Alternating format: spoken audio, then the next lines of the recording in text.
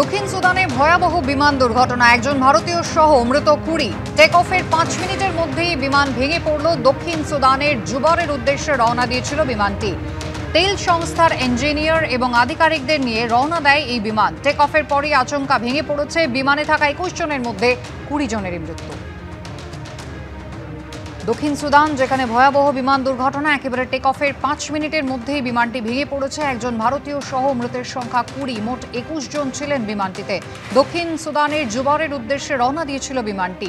Engineer এবং আধিকারিকদের নিয়ে বিমান রওনা দিয়েছিল, কিন্তু টেক অফের মাত্র 5 মিনিটের মধ্যেই এই ভয়াবহ দুর্ঘটনা।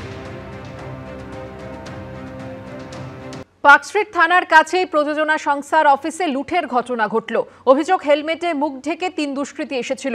প্রযোজনা সংস্থার এক কর্মীর গলায় অস্ত্র ঠেকিয়ে আরেকজনকে মারধর করে টাকার ব্যাগ নিয়ে তারা চম্পট দেয়। গ্রেফতার 2 অভিযুক্ত।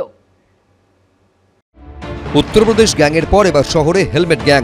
খাস কলকাতায় একেবারে ফিল্মি কায়দায় প্রযোজনা সংস্থার অফিসে লুট। দুষ্কৃতীরা হেলমেটে মুখ ঢেকে অপারেশন চালায় বলে অভিযোগ। পার্কস্ট্রিট থানার কাছেই রফি আহমেদ কিদওয়াই রোডে বহুতলের 6 তলায় প্রযোজনা সংস্থার অফিস।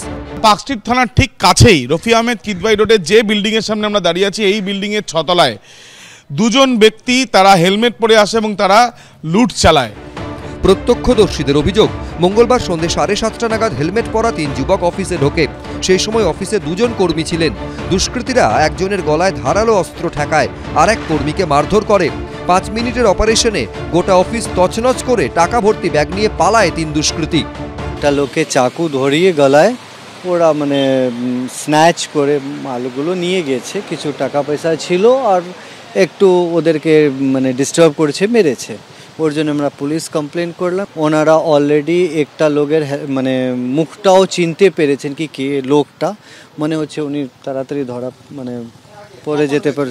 সার্চ করার পর কিছু তো পাইনি কোনো ডয়রে, বাট যাবার সময় লাকলি ও ব্যাগটা দেখে নিল। চেয়ারের উপরে ব্যাগটা রাখা ছিল, যার মধ্যে পয়সা ছিল, এবং ওইটাকে তুলে নিয়ে যখন যাচ্ছে আটকানোর চেষ্টা করেছি, কেন ওর মধ্যে মোবাইলও ছিল। আমার একটা মোবাইল আমার কাছ থেকে, হ্যাঁ ব্যাগটা আমারই ছিল। তো সেইখানে এবার যখন আটকাতে যাই যে আমি যেতে দেবো না, মোবাইল দিতেই হবে, তখন একটা মোবাইল কোনো রকমভাবে দিয়ে দেয়, বাকি একটা মোবাইল নিয়ে চলে যায়। পয়সা আমি আর আরেকজন ছিল স্টাফ। স্থানীয়দের দাবি, লুট করে পালানোর সময় দুষ্কৃতীরা কেউ যায় পার্কস্ট্রিটের দিকে, কেউ নিউ মার্কেটের দিকে যাওয়ার রাস্তা ধরে। দুষ্কৃতীদের হদিশ পেতে সিসি ক্যামেরার ফুটেজ খতিয়ে দেখছে পার্কস্ট্রিট থানার পুলিশ। বিল্ডিং এর এই যে এখানে দেখা যাচ্ছে সিসিটিভি ক্যামেরা, যে বিভিন্ন ফুটেজ যেগুলো একেবারে লাইভ ক্যাপচার হচ্ছে, সেগুলো রেকর্ডেড যেটা রয়েছে সেই হার্ড ডিস্ক থেকে সেই নির্দিষ্ট করে সেই সময় ধরে সেই ছবিগুলো সংগ্রহ করার প্রক্রিয়া ইতিমধ্যে চালানো হচ্ছে পুলিশের তরফে। দুষ্কৃতীরা পরিচিত বলেই হেলমেট পরে এসেছিল বলে প্রাথমিক অনুমান পুলিশের। এর আগে সোমবার শিয়ালদা স্টেশনের কাছে বৈঠকখানা রোডে উত্তরপ্রদেশ গ্যাংকে গ্রেফতার করে কলকাতা পুলিশের এসটিএফ। উদ্ধার হয় 2টি আগ্নেয়াস্ত্র, 15 রাউন্ড গুলি। 5 জনের দলটি ভিন রাজ্য থেকে কলকাতায় ডাকাতির উদ্দেশ্যে এসেছিল বলে অনুমান পুলিশের। 24 ঘন্টার মধ্যে এবার পার্কস্ট্রিটে প্রযোজনা সংস্থার অফিসে লুটপাট চালালো হেলমেট গ্যাং।